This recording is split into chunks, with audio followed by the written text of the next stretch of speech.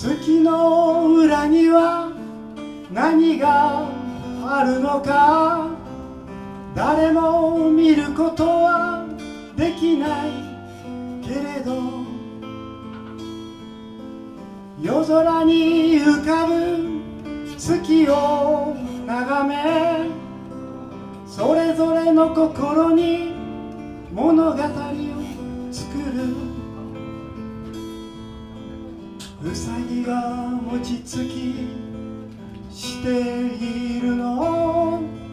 それとも美しい人の横顔ですか。あなたの心を映し出す素直な心の鏡ですか。夜空を静かに照らして